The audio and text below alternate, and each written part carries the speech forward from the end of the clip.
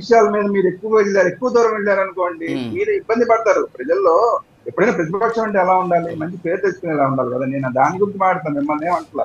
రెండోది, ఇప్పుడు data centre గురించి ఒకటి మాత్రమే మాట్లాడతారు. డేటా సెంటర్ తో పాటు ఆ కేబుల్, సబ్సిడీ కేబుల్ అనేది వస్తుంది కదా, దాని వల్ల ఎంత ఉపయోగం జరుగుతుంది అసలు. ఇప్పుడు దాకా మన గుట్టంతా అసలు డేటా సెంటర్ అంటే అదేదో స్టోరేజ్ పాయింట్, లైబ్రరీ ఇట్లా మాట్లాడడం అనేది అసలు కరెక్ట్ కాదు. ఈ రోజు ఇంత పెద్ద దేశం 148 కోట్ల మంది జనం ఉన్న ఈ దేశం యొక్క గుట్టంతా కూడా, మన డేటా అంతా కూడా ఇప్పుడు అమెరికాలో ఉంది. అమెరికాలో ఉన్న డేటా సెంటర్లలో ఉంది. ఇప్పుడు అదంతా కూడా మన దగ్గరికి వస్తుంది కదా. ఇప్పుడు మిగతా దేశాల వాళ్ళందరూ కూడా మన దగ్గరికి వస్తారు కదా. డేటా అంటే ఈ రోజు డేటా అంటే చాలా చిన్న విషయాన్ని లాగా మాట్లాడుతున్నారు. ఇది కరెక్ట్ కాదు. ఈ రోజు మీ ఫోన్ నెంబరు, నా ఫోన్ నెంబరు మనకి రోజు మనకు వస్తుంటాయి, మనకి కాల్స్ వస్తుంటాయి, మా కంపెనీకి సంబంధించి ప్రొడక్ట్స్ కొనడానికి. అది ఎలా వెళ్తుంది, మన నెంబర్ వాళ్ళ దగ్గరికి ఎలా వెళ్తుంది, అదే డేటా.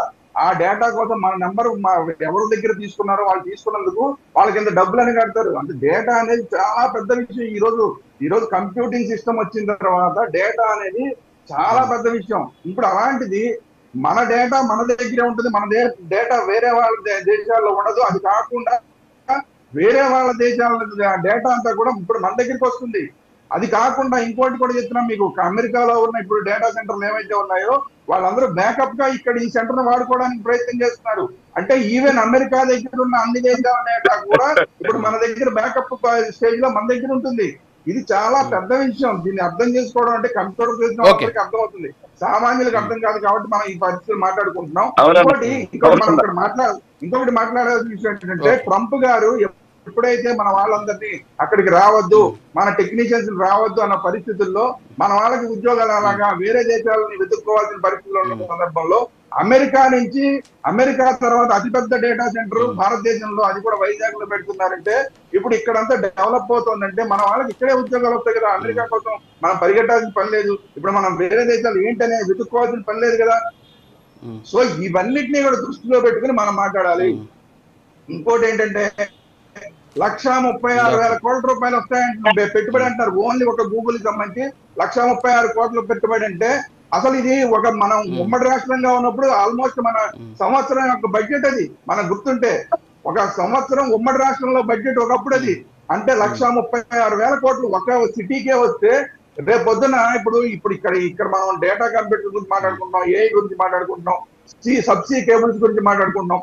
అలాగే అమరావతిలో క్వాంటమ్ వస్తుంది, క్వాంటమ్ కంప్యూటింగ్. ఇటు పక్క క్వాంటమ్ కంప్యూటింగ్, ఇటు పక్క ఏఐ, తర్వాత డేటా సెంటర్లు, ఇవన్నీ కూడా మన రాష్ట్రంలోనే ఉంటే ఎంత పెద్ద ఎకో సిస్టమ్ డెవలప్ అవుతుంది.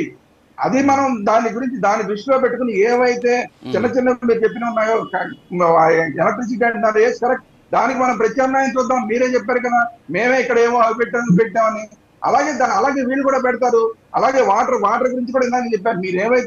మీరు సమస్యలు లేవనెత్తారో అవి కరెక్ట్ సమస్యలు. ఆ సమస్యలు పరిష్కరించుకోవడానికి అవకాశం ఉంది. ఆ అవకాశాలను వదిలేసి కేవలం రాజకీయంగా విమర్శ చేస్తే, మనం ఎప్పుడైతే ఫస్ట్ కంప్యూటర్లు వచ్చినప్పుడు మనందరం మాట్లాడుకుని గుర్తుండే ఉంటుంది, కంప్యూటర్లు వస్తే ఉద్యోగాలు పోతాయని.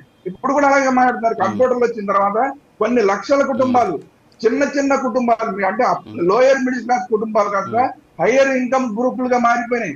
ఇదంతా మనం చూసాం.